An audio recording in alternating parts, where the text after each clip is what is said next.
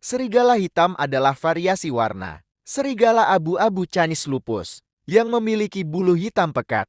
Warna hitam ini berasal dari mutasi genetik yang diduga diturunkan dari persilangan dengan anjing ribuan tahun lalu.